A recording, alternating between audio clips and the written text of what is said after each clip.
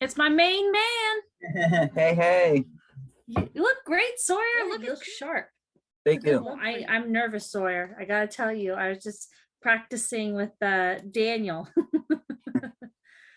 So this is my first pod, so I'm excited to be here. Cool. You ready to get started? I think so. Let's do it.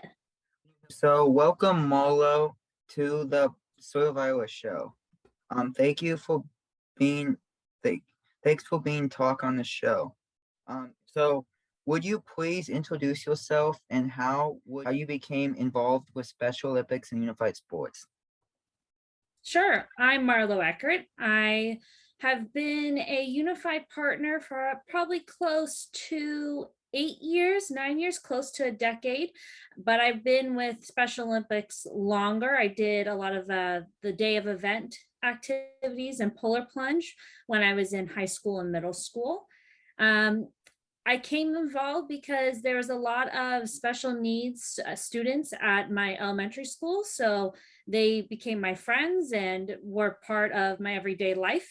And eventually I learned about Special Olympics through them. That's where they were competing in sports, and naturally just evolved into the program and have been on unified teams with Portland State University, where we met and played for several years, and then grew on to being a key volunteer on their Young Professionals Council. So those have been my main areas.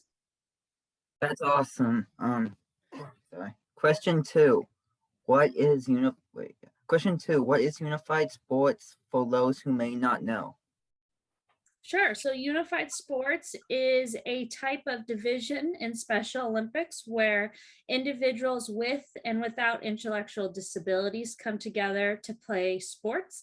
It's all team sports. So you could play softball or soccer, you could do track and field and swimming or athletics.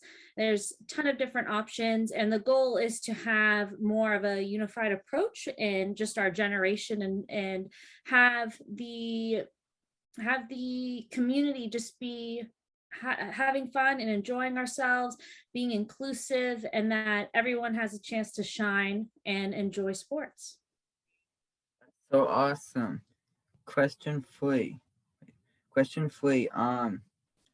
What inspired you to get the team started at PSU? So my camera's going up. I didn't personally start the team at Portland State. There was three girls, Jax, Jessica, and Natasha, who started the program there. And I ended up getting involved because I saw a flyer down in one of the classrooms. So for me, I just happened to get super lucky. It was my freshman year of college, and I felt lost. I didn't really have a group or club that I was a part of yet.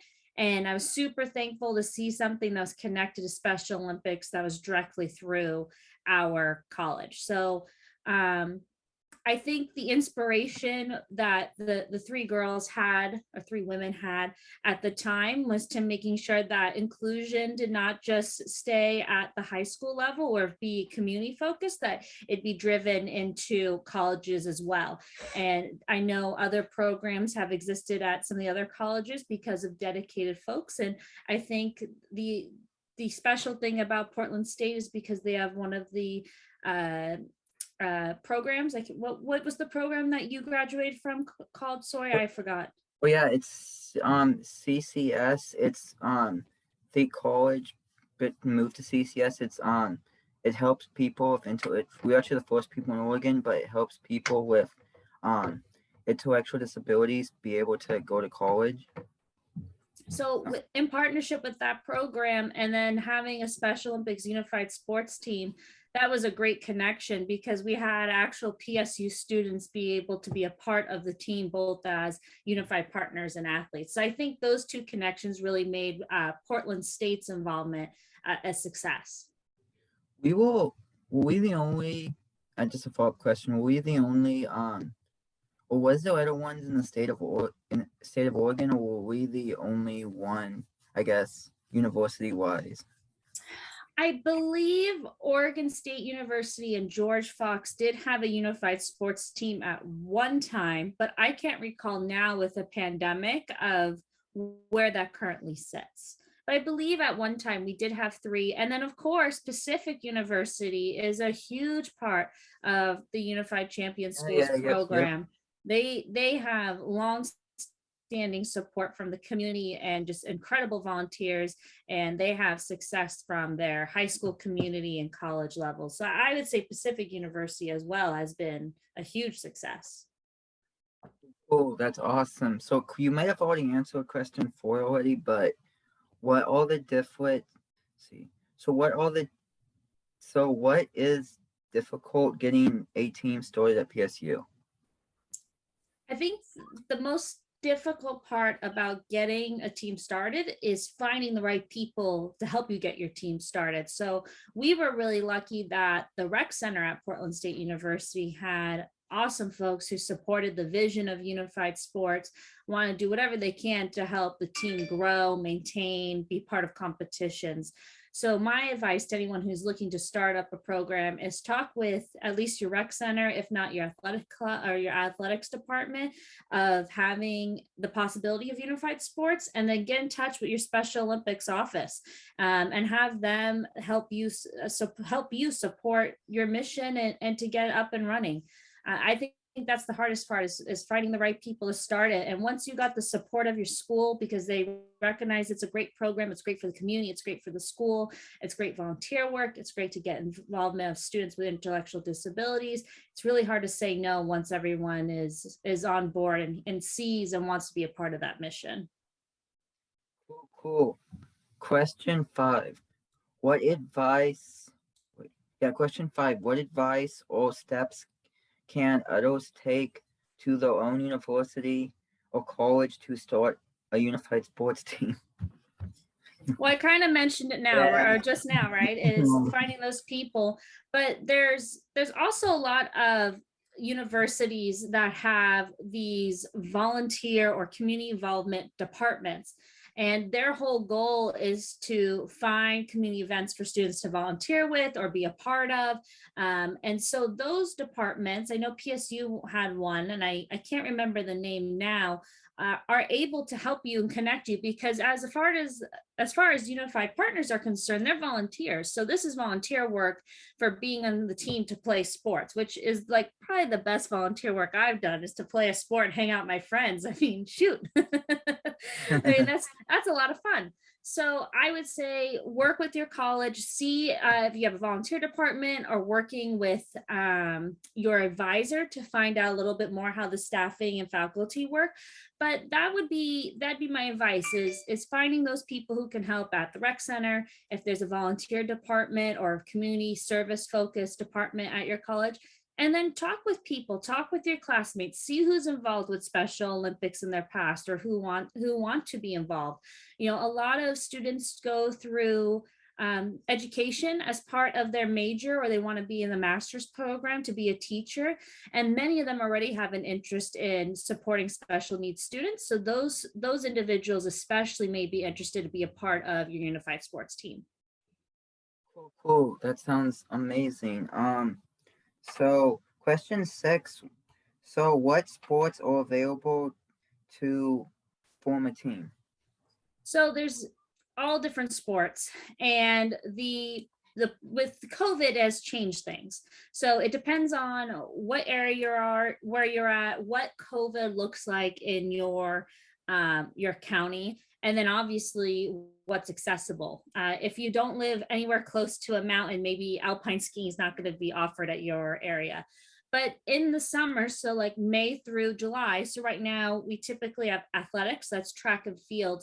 So from the unified sports side of the house, that is relay races. And then we have bocce, golf, and softball, and all of those are unified. And then the fall, there's aquatics, which is swimming, and that's also relays. And then soccer. And I'm not sure if volleyball or bowling is unified sports yet, but those are traditional sports. So individuals with intellectual disabilities can participate in that. And then winter sports, which is January through March, again, depends on your location, what you offer, but basketball is the unified sports program for that, for winter sports. And then for traditional, there's like alpine skiing, cross country skiing, powerlifting, which you, Mr. Hulk, know very well about, and then snowshoeing and snowboarding. So the big ones at Portland State that we did was basketball, softball, and soccer. Those were all our specialties. So question 7. Who can join these teams? So for unified sports, there's 2 volunteer positions. There's the coach or coaches if you're assistant coach. So those are volunteers, and then unified partners. So these folks can be of any age. They are typically live or work in the county or community that they're volunteering in. They have to pass a Class A background check. And then they have to take some introduction onboarding. So some of it is like CPR and concussion awareness, and what's appropriate and what is not appropriate for unified sports or Special Olympics. And then just commit to whatever commitment you have. If you're going to be a unified partner, you're expected to show up for several practices and games and to be there, and same as a coach. But also we have, associate or assistant coaches are able to be there with allows more flexibility. So it depends on what role you're doing. And then as far as the athletes, if you're an individual with an intellectual disability that qualifies to be an athlete, and you can pass the physical, then you're rolling. And I think athletes have to be ages 8 and older or 9 or older. So, I mean, it's pretty young that you can be a part of Special Olympics early on, which is pretty exciting that it's so inclusive. Question 8. Why is Special Olympics and unified sports important, positive for the community? I'm trying to put into words other than like, I love it, right? Like, when I saw her, how long have we known each other? Probably close to 8 years, actually, right? So Yeah. I'm just thinking of like our relationship. We've celebrated both our graduations. We've done birthday parties. We've celebrated successes in our life. We shared some really sad times in our life. We are friends like any other friend in my life. I actually talk to you probably way more than some of my other friends, but that's what it is. It's making friends. It's good for the community. It's inclusion. It's allowing folks to be themselves. I mean, with sports, you can bring anyone together. I believe to enjoy it. There's a healthy competitiveness. It's great for exercise for both unified partners and athletes. Mentally, I think it's wonderful. I know I've had some really stressful times, particularly in college, like with finals or midterms or whatever you have, life in general. And I went to that 2-hour Special Olympics practice, and I came out feeling like the top of the world every single time. I have not once have had even a mild experience. Everything's been top notch, super fun, very positive. And it's a great place to be. You know, sometimes I hear comments, from folks who come to our competitions. Basketball is a big one where we have a lot of spectators that come into the what is it called? The court, the basketball arena, the gym. They come into the gym. I haven't been on a basketball court. I don't even remember what it's called. They come into the gym. And I've heard some folks who aren't really exposed to unified sports team, like, this is so sad. Everyone has, a lot of folks have a disability. It's like, no, it's not sad. This is wonderful. They get to be with their friends. They get to have their skills showcased. They're getting exercise. We're all having a blast. We're being a part of something that's bigger than themselves. And it's great. And it's awesome to see the businesses that rally around those teams or communities as sponsors, donating time and money and sponsorships. So it's great to see from high school students up the involvement. So I think it's extremely positive. It's something that has been very beneficial in my personal life. And then even from a professional life, I've had the opportunity to talk about Special Olympics, be a part of the YPC, and help make significant progress and change in this area. But it's also have taught me how to deal with folks from different backgrounds. I mean, how do you communicate with someone? How do you get to the same place with someone who has a different learning style than you? How do you talk to someone who is nonverbal? Like, there's so many different examples that Special Olympics and being part of Unified Sports that has brought to me. I think it just makes our community a better place just for having a, quote, quote, a safe space where people just be themselves and enjoy sports. And honestly, like, Special Olympic athletes are super funny. Oh my goodness. I think it's a comedy show for half the athletes. I mean, super funny people that, need to go on the Tonight Show or something. So overall, just an incredible experience. I'm super happy when we invite our friends and community members to join, and then they get excited, and then you see them as day of event volunteers or as a coach next time around at a competition. So it's awesome to see how supported Unified Sports and Special Olympics is in Oregon. I'm very proud of our community to have it as part of our identity. Oh, do you have any questions that you would like to share or tell people who are watching this? Do I have any questions? Mm-hmm. Well, Sawyer, maybe I'll turn the tables on you and interview you. Why is Special Olympics and Unified Sports important to you as an athlete? What makes you keep coming back besides winning like gold in every single event you partake in? Okay, hold on. Yeah, it's hard, isn't it? I'll say probably building friendships. As you know, I used to be super shy. I'm super shy, and I've sort of kind of my skin with working at Nike and everything. And doing everything. So with this vlog and everything, and so I would say just gaining friendships. That's probably the big thing. Obviously, outside of winning, obviously, winning and gaining a lot of friends, because obviously, like Special Olympics is like a team too, where you will build lifetime friendships. That yes, you'll win medals, but these friendships are more valuable because they will have your back no matter what. No matter what, if anything would happen, like I know everybody, like if let's say somebody needs help from Unified Sports, everybody would have their back in a heartbeat. So I would say for me, winning, but also the friendships. Yeah, I guess friendships is a good answer. I should have started off with that, but you were way more eloquent than I was. I think you're right, Sawyer. I think the friendships are extremely important. I think of our team, the Portland State team, so supportive. We have so many great friends. When folks have been interviewing for jobs, we're cheering them on. When they have life accomplishments and when they're having a bad day, we're there, and our team keeps growing. So it's exciting because then our friendship, it keeps growing, and then we have friends from other communities as well. I absolutely, everyone I think feels significantly welcomed and valued through Special Olympics and Unified Sports. Absolutely. I guess one more question. Question 9: how can people get involved with Unified Sports? It's easy. Go to, if you're in Oregon, soar.org, SOOR.org. And there literally is a volunteer button on the top if you want to be a unified coach or excuse me, a coach or a unified partner, and then sports and programs if you want to be an athlete. And there's different opportunities with Special Olympics too, right? You don't need to be a key volunteer as a coach or a unified partner, but we also have local program managers. There's day of event, which is day of event volunteers, which is a huge aspect of putting on many of our competitions and tournaments.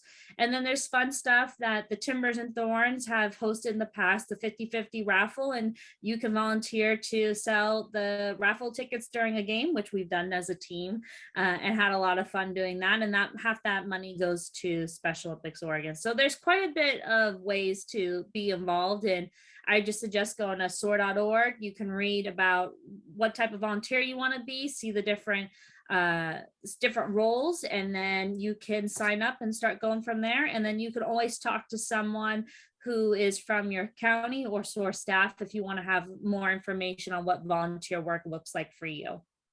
And I feel like that's why you should join, because you don't realize you're gonna have so much fun if you do. Like, yeah, I get it, but you're gonna have so much fun. I would say fun. You're probably gonna have so much fun. I think you're right. If you're gonna have a ton of fun and you have a direct impact on your community, and why wouldn't you want to have that in your life? Absolutely, Sawyer. We should. Cool. Thank you so much for helping out. Absolutely. Thanks, Sawyer. Welcome. Bye.